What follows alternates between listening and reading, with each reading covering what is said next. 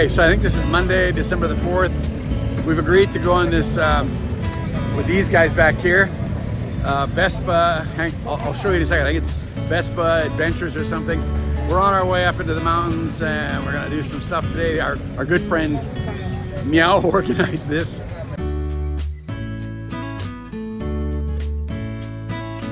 And so we're gonna take a Vespa riding on the back of these things with these guys. I'll show you in a second. So this is the ride of your life.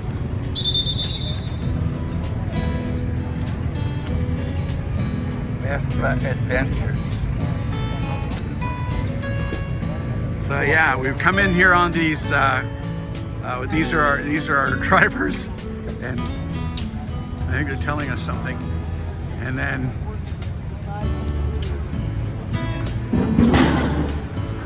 so I think we have to get out of here. Got Sherry up ahead. I don't know what the wind sounds like, but yeah. Anyhow, we're on our way to the Three Kings Monument. So oh hey, here's another one of the group. We've arrived at the Three Kings Monument. This is I don't know how big this group is going to get, but from what I understand, we're going to go tour. I don't know. We're going to go north. We're going to see some farms. We're going to elephant poo paper. Yeah, the day's quite a mystery. And this is Sherry outside of her comfort zone because she don't like riding on Vespas, so at all.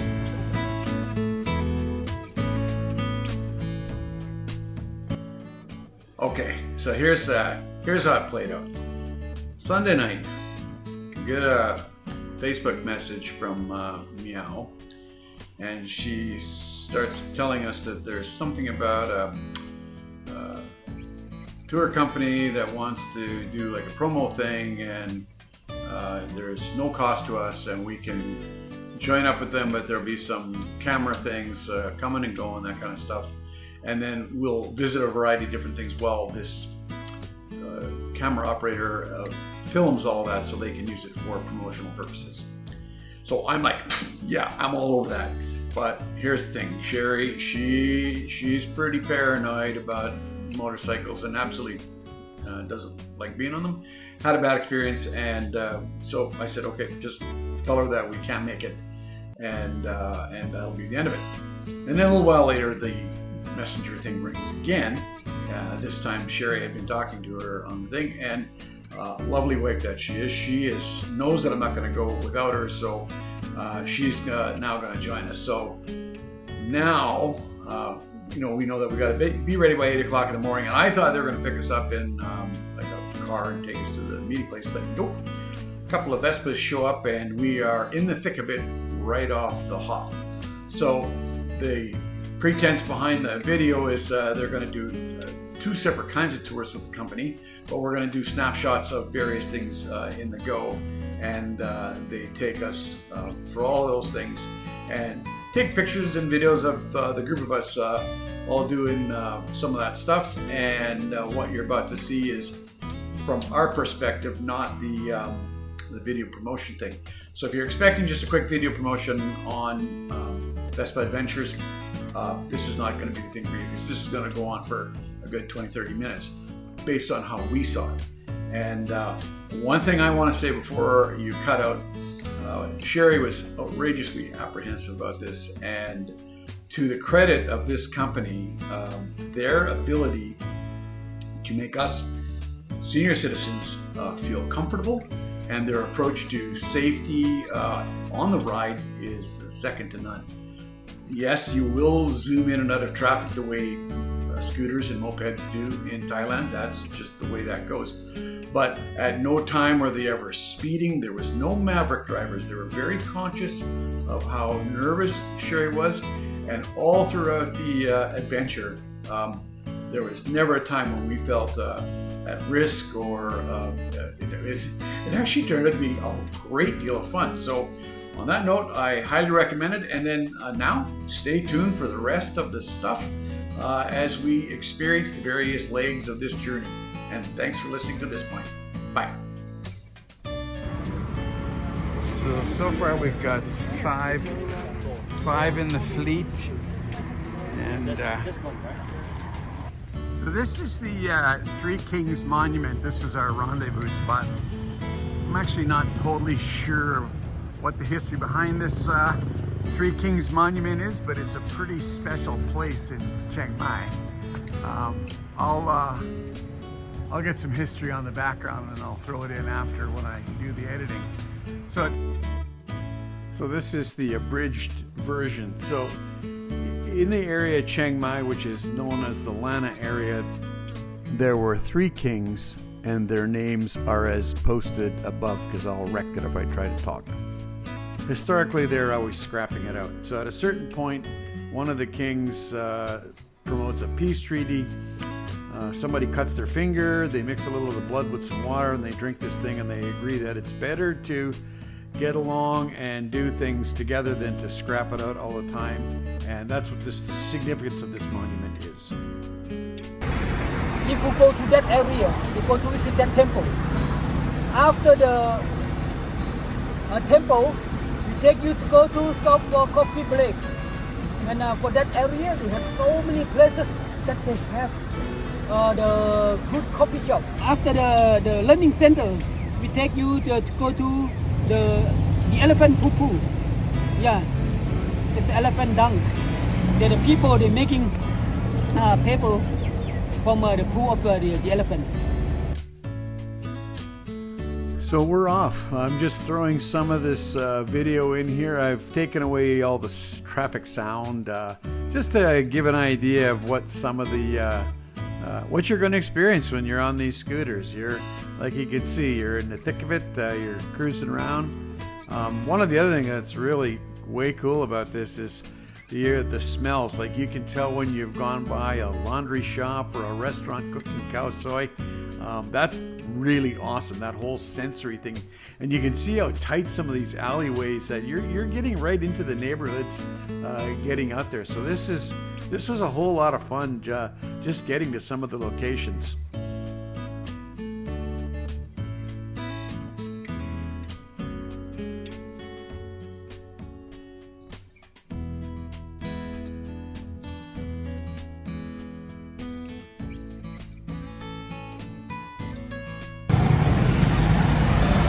So we're now pulling into the market area. This is a wholesale market. I haven't been to this one before. At least I don't think so. It is possible it is the one that we attended when we took the Thai cooking lessons, but I'm not sure. It has a similar look, but it's been a long time. There's a sherry up there, hanging on for dear life. Ooh, oranges. Hey, honey. Did you see that? She took one hand off. Oh, both hands back on. So for the name of this market, they call Mueang Mai. Yeah, Mueang Mai market. This is well known for the people in Chiang Mai. This is the hotel and wholesale and retail for the fruit and the vegetable. They start from early morning. Some 3 or 4 o'clock. Yeah, and the owner of the restaurant, the owner of the hotel, yeah, they try to send the people go to shopping here, get the good quality of the vegetable, fruit. Yeah, and if you buy for the whole, you can get profit half of that. For example, coconut. If the shop, they sell 30, 40, 50. But if you buy from here, 10 for 200. Every place is 20 baht. Yeah. Get them double, you get one.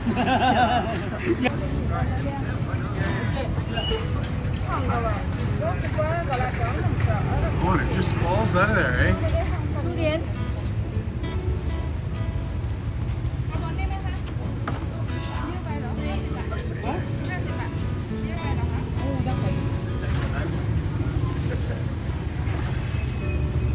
Wow, just falls right out of there. Hey, we've left the market. We're now arriving back at our Vespas, and I think shortly we're heading to the next spot. some rice pancake place. So we're just heading off to the coconut factory where we're gonna have these little coconut pancakes, and apparently it's about a 20-minute drive.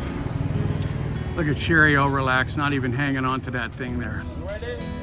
Always ready. So now we've left the market and we're now on the outside edge heading off into the country. Again, some more of the twisty, windy roads, things you'll see along the way. It didn't take us too long at all, and then we were, you know, all of a sudden you're driving and you can like smell like jasmine in one particular place. I was like, oh, that's kind of skunky, and then oh no, that's a marijuana grow up we just drove by that's just filtering through the air. So like I said, it's kind of neat, those kind of experiences when you're out cruising around, you know, when you come by fields that have been tilled and you can smell that. It's really a sensory overload. And then there's the visuals. I mean, look at this tree here. This is strictly an amazing, what a great trip. Taro, a pumpkin.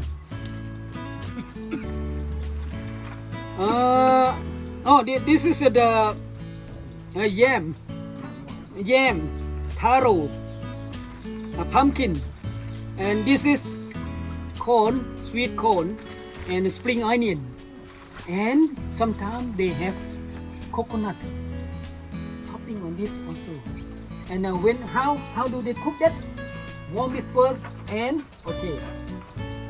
Next step, use the formula that you mix in there.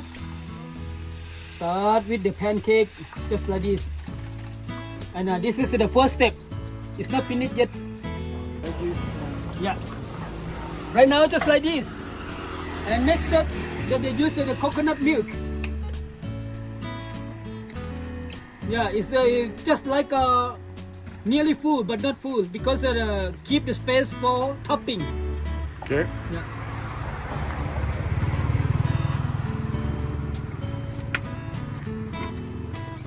And then, yeah, spring onion. This is the original flavor that they have spring onion.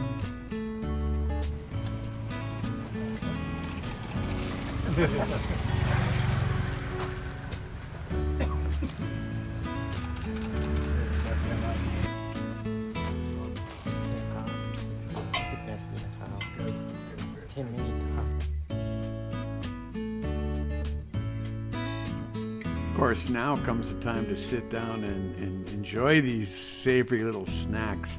I gotta say, my favorite was the one with the pumpkin. The traditional one, of course, like he'd said earlier, was this spring onions, but man, are they ever delicious.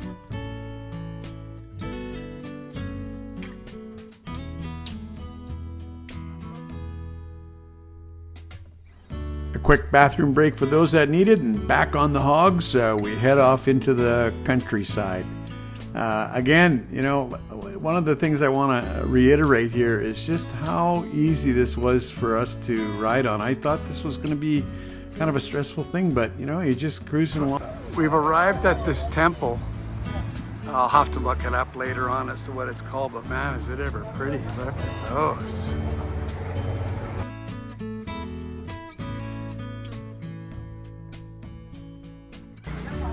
Oh, and look at those lanterns.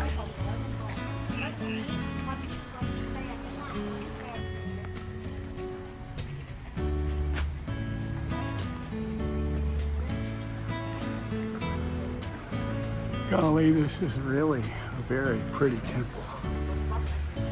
It's hard to know what to photograph here.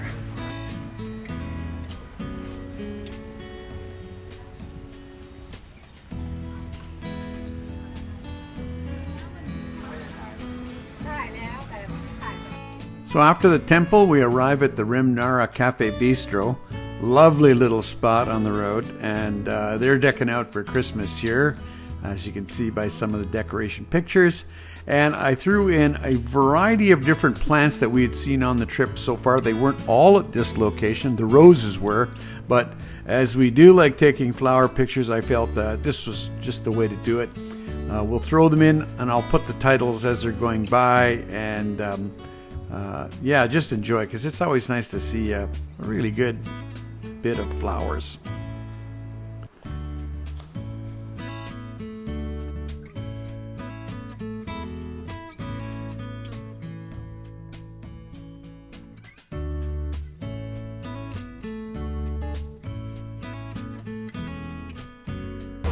So we've stopped along the path at a coffee shop, and it's kind of neat. It's on the river, nice soft jazz music playing, and it's warm. It's not Bangkok warm, but it's warm. Am I melting, honey?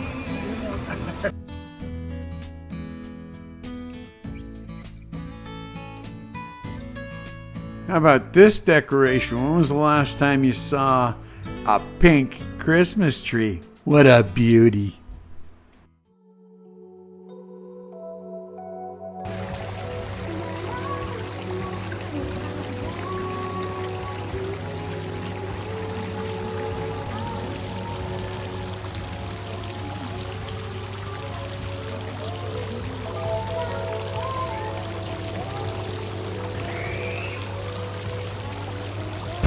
So we finished at the coffee shop, and we're now on our way to the learning center. I think they're going to be making, what do you say? They're cooking eggs and banana leaves. And then I think after that it's on to elephant poo paper. So we're definitely moving into the more rural areas.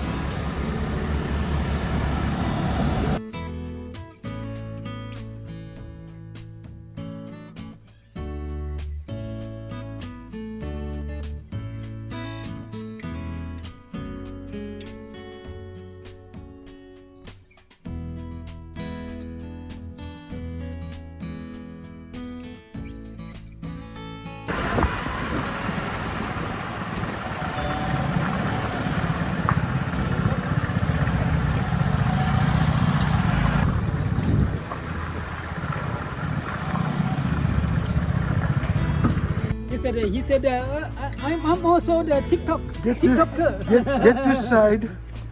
Nice. Look at that rack on that guy.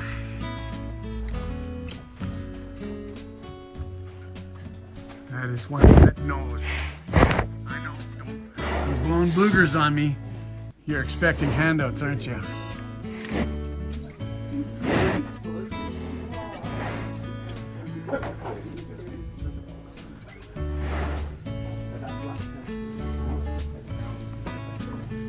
Ah, that's a nice set of horns you got there.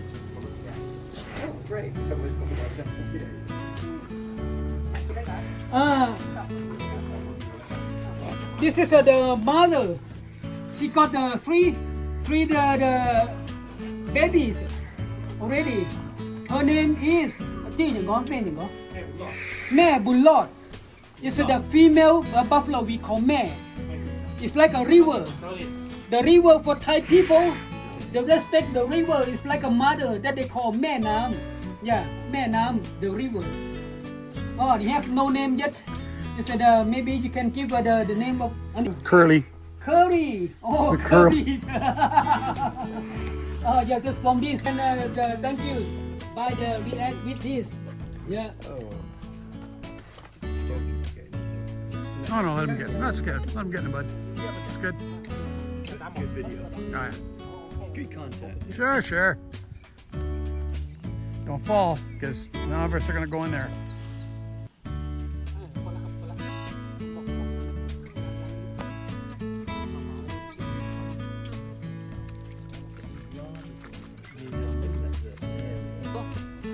This is for the 3 week, approximately just like this size. The people, they take it out. Yeah, but before reach to the 3 week, you need to prepare the whole area of you the same, just like this. And when you reach to the 21 day, you take it out for the seedling and you cut this and collect this and you toe spread out and let the people to start to grow. So they stick them in the ground. Just like this. Ah, Just like this. so that's what that is there. And the people they do, the backward. About Yeah, one just foot the- apart, Yeah. or the rows and 6 inches. And for this is already the 2 months. Yeah, when 2 months, it's like a year the human got pregnant. Yeah, you have just like this. But this kind of rice take about 4 months. 4 months. Yeah, this is 2 months. You can have just like this. You cut off this. You not bring it yet. Leave it in the field. Keep it dry by the sun. Yeah, and after that, when you have all of this you harvest already, it's like a few days. Yeah. So The this pink thing is from field the here surely the cell. would produce 1,000 They eat kilos of the rice. Just this wet strip that we're looking at here. Not bring it into them house. Because when you have the dry rice just like this, and then you have the stick to help you to separate the rice seed and straw. By you use this stick, lock that, and you can see here.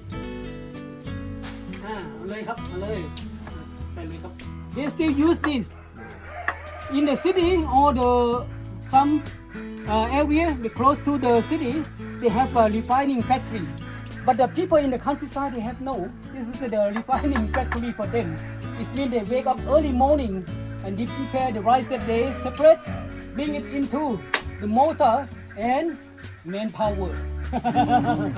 เอาเลยครับย่ำเลย Yeah, put the rice in. Yeah. In the city or some area close to the city, they have a refining factory. But the people in the countryside, they have no. This is the refining factory for them. It means they wake up early morning and they prepare the rice that they separate, bring it into the mortar and manpower. Yeah, เอาเลยครับย่ำเลย Yeah, put the rice in. Yeah.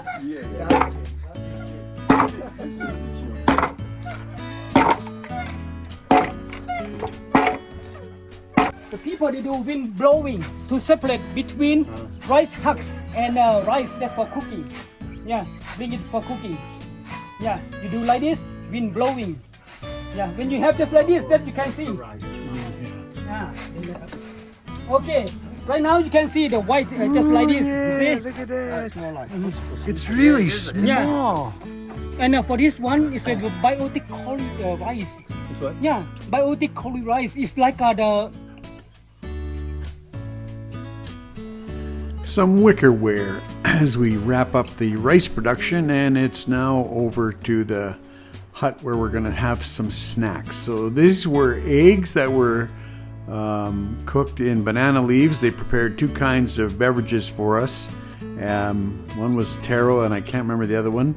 Along with the eggs we had sticky rice, boiled quail eggs, and this fruit whose name escapes me, but I'll tap it in as I edit later. I've been here too long, the cow said. And look how small those little rice grains are. We've now stopped at the Poo Poo Paper Company. And we're now going to learn how elephant dung can be turned into paper.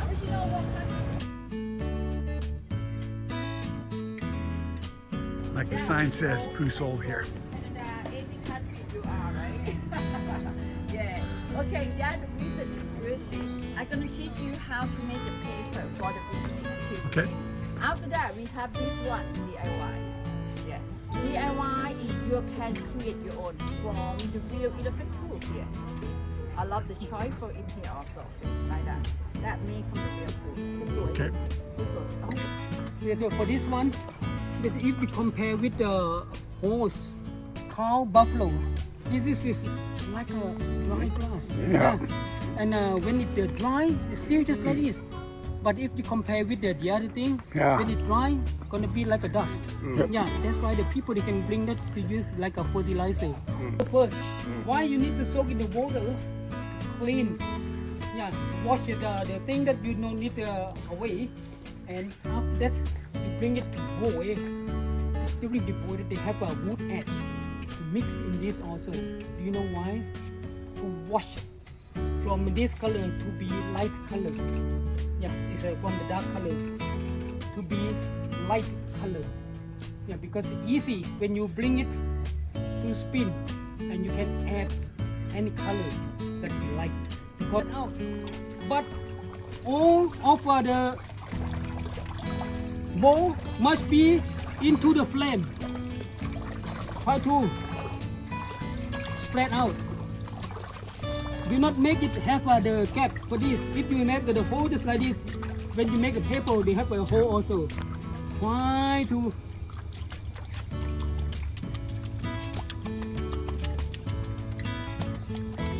So she's done this before. yeah, she's a professional. Yeah. Not her first time for the rodeo. She born with the poo. Just kidding. Yeah, look at that. You have just like this. See? So, when it ready, lift it up.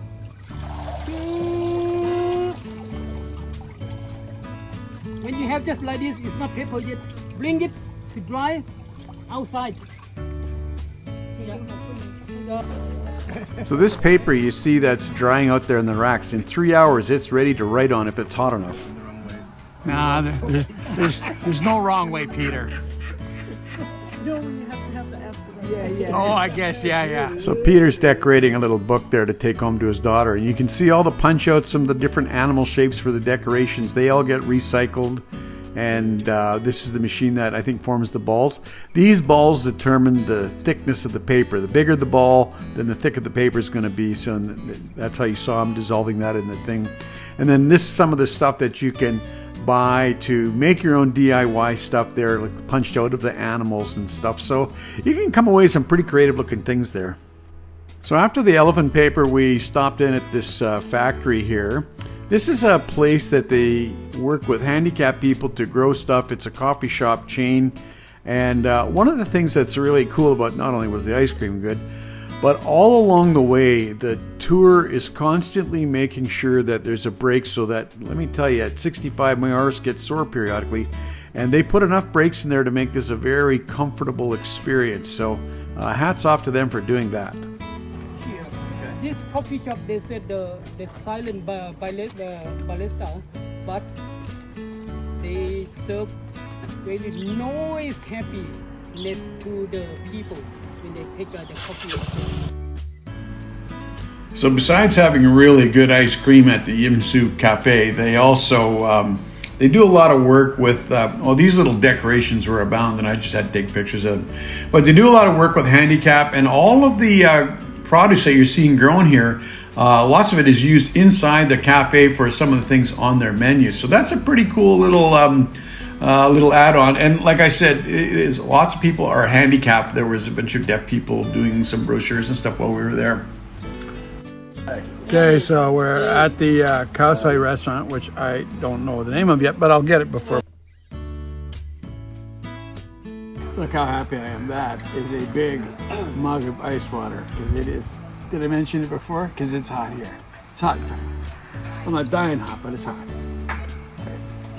Saw her take a video of me and my big mug of water, but now the cow soy is coming and it's presented in coconut shell, so that's pretty cool. Hang on. Sherry's got hers. So they have side dish. Yep. Oh, Yeah, here's all the for condiments, cow soy. cow soy. Yeah. Now, So this is the coconut shell.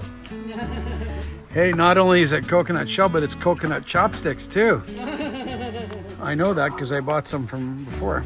So, yeah, look at, they present the cow soy in a coconut shell.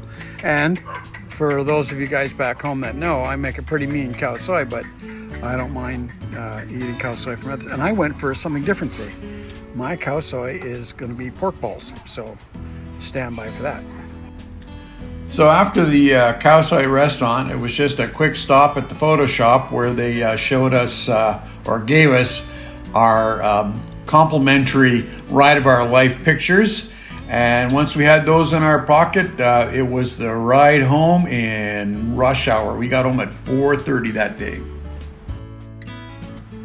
Like I said, it's rush hour. We're just heading home and they weave. You see that spot up there? Oh yeah, we can fit like a glove. Watch out for the pedestrian. Whoa! Oh yeah, we didn't hit that guy. Now it's good. Like I said, they're pretty good. So now we're in the thick of rush hour traffic, weaving our way through stalls and wherever there's a spot where you think you can get in, you squeeze. Oops, near there.